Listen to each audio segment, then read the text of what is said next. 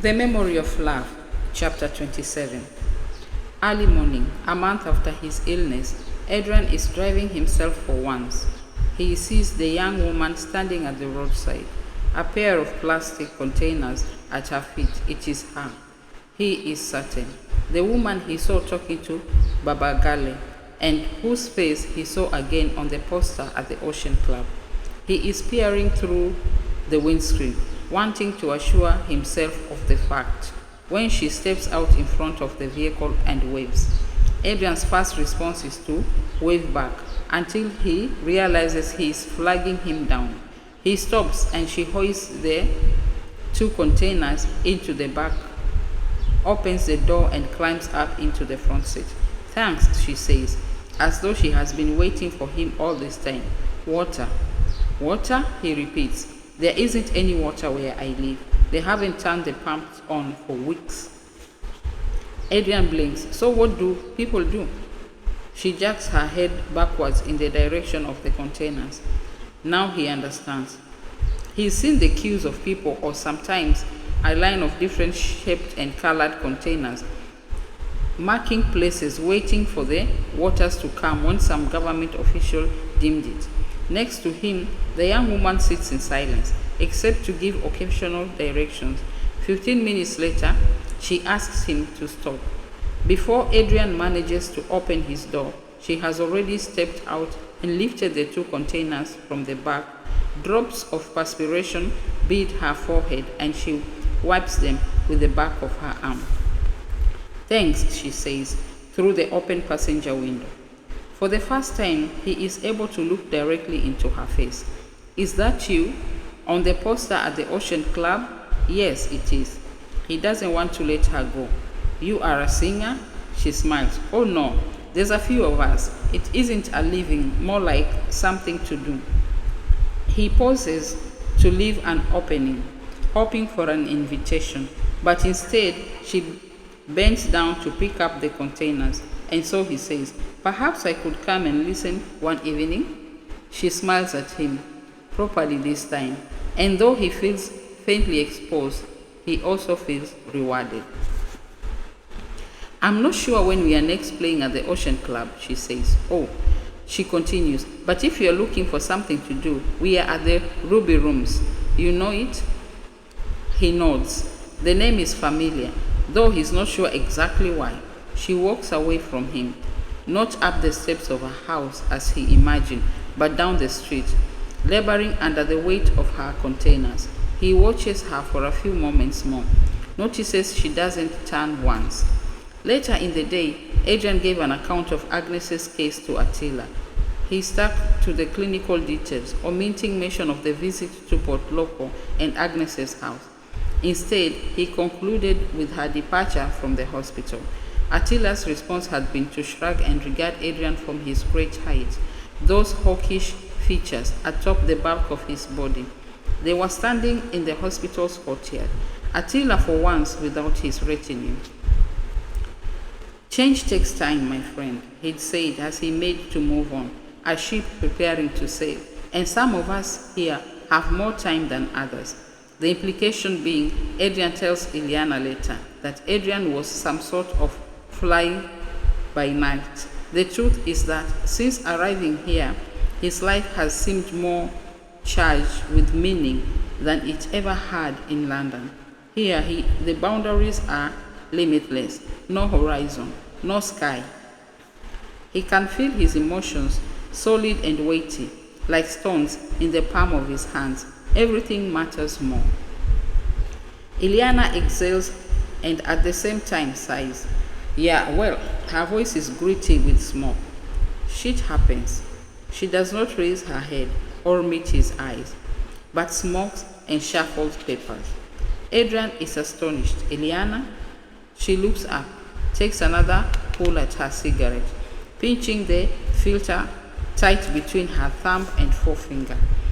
Tiny tributaries of lipstick run down the lines around her mouth. Her eyes, inside the dark ring of mascara, are red-rimmed. "I'm sorry," she says, and shakes her head. "Are you all right?" "Nina, she was hit by a car. The bastard didn't even stop." She managed to crawl almost all the way home. She died outside the house. Oh, Ileana, I'm sorry. I've never told anyone else this, but when I worked at the mental hospital in Bucharest, a patient was admitted one evening straight from the medical hospital. At the staff meeting the next day, she was allocated to me. Apparently, everybody else had a full caseload. I was delighted. I still only saw patients under supervision. I was desperate for a real case. She was young, maybe a couple of years younger than me. She was on suicide watch. I mean, this was a long way of reaching inmates to make string bags and tea towels. I took it as a sign my supervisor had faith in me. Ileana sets a pot of tea down on the desk along with the 2 flowered bone china cups and a box of super cubes. They had her on the full dose of drugs. Early on, I fought to have her regime reduced. After that, she started making progress. She was smart, educated. In another place, she could have been my friend. Sugar? Adrian shakes his head. When I came back, she wasn't there. She'd been transferred without any reference to me. Gone. They'd already given her bed to somebody else. Christ, said Adrian. What was that about? I'd been set up. She was a political detainee. From us, she was transferred to a high-security psychiatric hospital where she was diagnosed paranoid. Everyone in the country knew what was happening, but pretended everything was perfectly normal. The ones who couldn't keep up the pretense were locked away. She laughs, and Adrian smiles. Ileana raises her teacup. To Nina, snappy little bitch, soul of a stray, beat me more than once. I found her on the beach. Did I ever tell you that?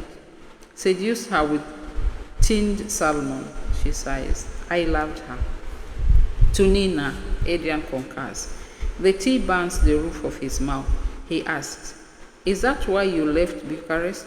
More or less. The fact is, soon after, I didn't have a job. None of us did. How?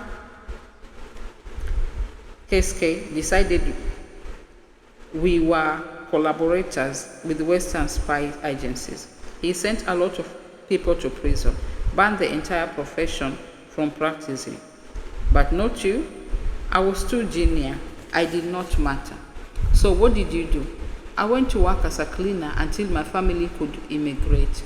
We dug up a Jewish grandmother, actually a dead step-grandmother. We used her to immigrate to Israel. She raises her cup again. A toast to her too, whoever she was. Have you been back since to Bucharest? Once. That was enough. He is quiet. She lights another cigarette and disappears briefly behind the smoke screen. My family, the ones who still live there, they didn't want to talk about the past. All they wanted were watches, TVs, video recorders. Not one of them raised a finger to help after I lost my job. Fact is, come on, she grinds out the stub of her cigarette into a saucer and slides the handle of her handbag off the back of the chair. Let's get out of here. I'll buy you a drink. In fact, I'll do better. I'll buy you tomorrow's hangover. Somehow, not before they have been to a couple of the bars along the way, they wind up at the Ruby Rooms. As soon as he enters, Adrian realizes why the name seemed so familiar. The booths, the wine-colored carpet, and compact dance floor, the terrace overlooking the hills. The place is just as Elias Cole described it in their conversations, from a time when it was called the talk of the town. Ileana is at the bar ordering drinks, shouting Romanian accented Creole at the barman above the din. He cannot imagine Lisa acting like that or even agreeing to come to a place like this. The bar's beat pounds through Adrian's guts. There are people on the dance floor, dark shapes, their ages illuminated by the strobe light. A DJ, trapped like a bird in a tiny booth above the dancers, announces each new song. Smells of sweat, beer, and dry ice. He catches Ileana's eye, mouths to her at the same time as pointing to the dance. She nods back. Outside on the terrace, he finds a table weight with beer, a couple of plastic chairs. Up this high, there is a breeze. The music has settled to a more bearable level. He watches Ileana as she comes towards him, carrying the drinks in her high-necked floral blouse. While white socks and sandals, she could scarcely look more incongruous. As Adrian watches, a tall, good-looking man in baggy jeans and an oversized t-shirt peels away from a wall and intercepts her, keeping pace with her as she walks. From what Adrian can make out, he appears to be saying something to her under his breath. Ileana responds without breaking her stride. The young man stops dead in his tracks and stares at her with his mouth open. Then he draws back his chin, sucks his teeth so loudly even Adrian can hear it, turns on his heel, and rejoins his companions. Adrian raises to help Ileana with the drinks. What was that about? He offered to pleasure me. Apparently, his cock is enormous. Can you believe it? Adrian can't quite. In fact, the young man can't be much past his 20s, if that. What was it you said to him? I told him no thanks, but to come back when he could lick his eyebrows. She raises a glass of Jack Daniels. Adrian, who has already taken a sip of his drink, nearly chokes. Inside, the music has quieted. People are leaving the veranda, moving back inside in ones and twos. They must be starting, he says. He feels nervous with anticipation. They leave the table and follow the other guests inside. For the first time, Adrian notices a small stage at the back of the room.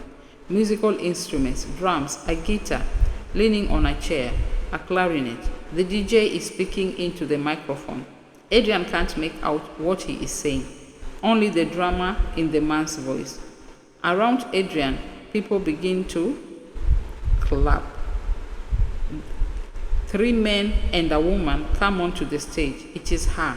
Adrian closes his lips, misses a breath, and inhales deeply with the next.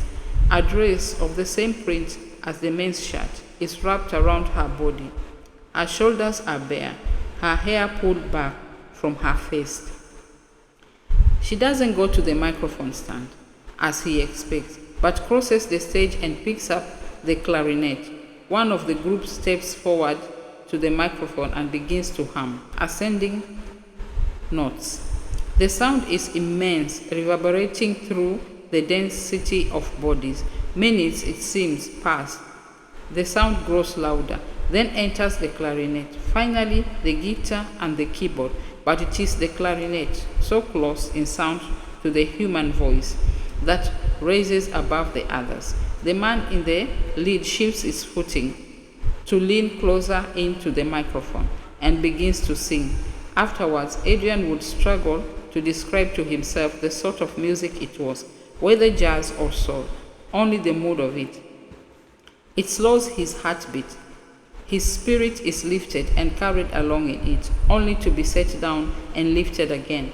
Nobody dances, just listens.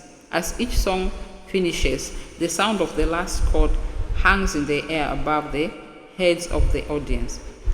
It's dispelled only by the sound of clapping. The band moves from one song to the next, 3 songs in all. He watches her throughout the sharp point of her elbow, the movement of her wrists and fingers, the way she rests the mouthpiece on her lower lip. Her playing is unostentatious, devoid of showmanship. She does not close her eyes or sway, just the heel of her foot counting beats upon the wooden floor. From time to time, she lifts her eyes and casts an appraising look over the crowd. Once she sees him, he thinks, and seems to smile. The singer leans into the microphone again, murmurs several thank yous, introduces the band one by one. There is clapping and whistling at each name. She holds her clarinet across her body.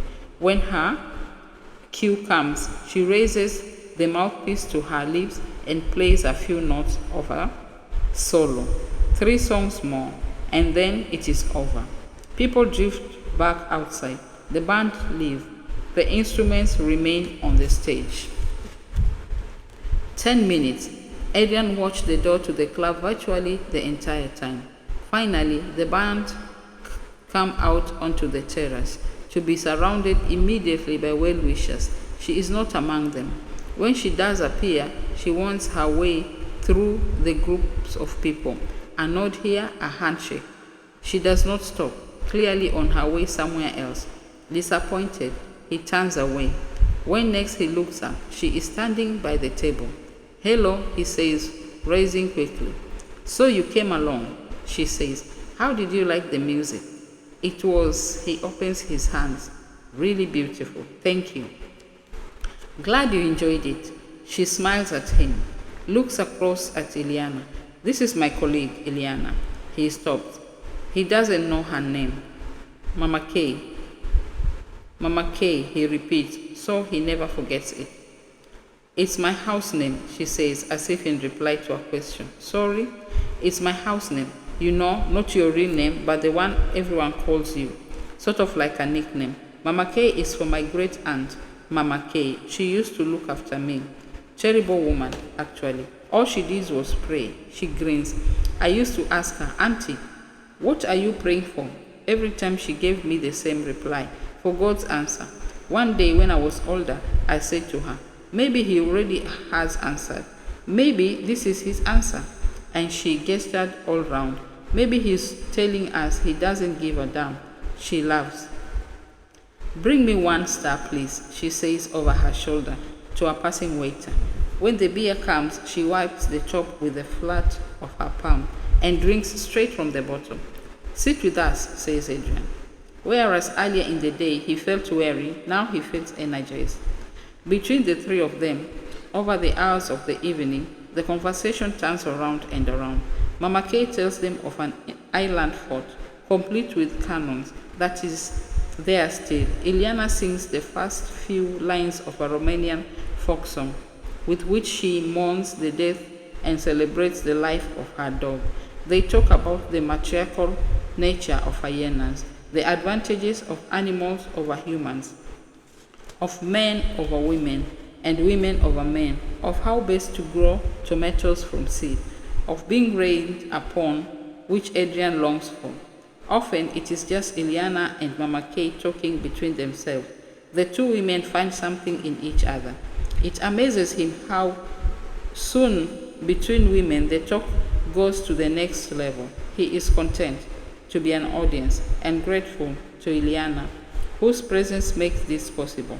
It's a long time since he has sat with women.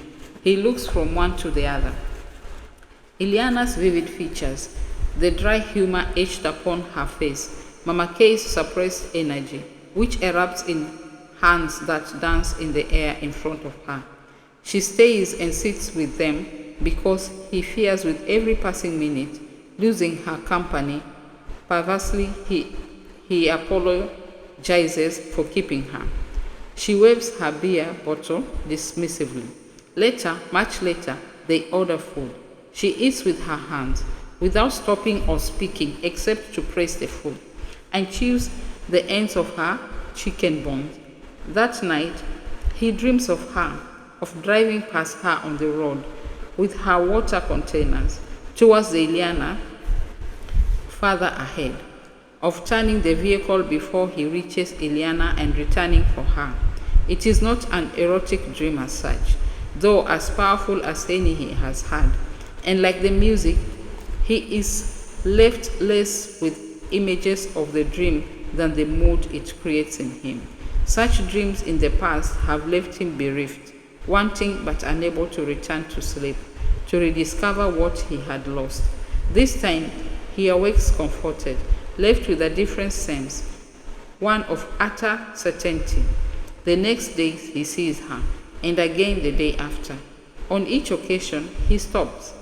He climbs down to help her with the heavy containers, and she climbs up to take the seat next to him. For her work, she wears a cotton dress, sleeveless with a small tear at the hem, a dress of sunflowers. She rubs her arms, hunches her shoulders. He turns off the air conditioning, and she winds down the window. When he leans across to help with the door, he smells her sweat faintly. He inhales surreptitiously. After she is gone, he closes the window to trap the scent inside. In a short while, it is again as it was on that first day. She stands on the street as if she is waiting for him.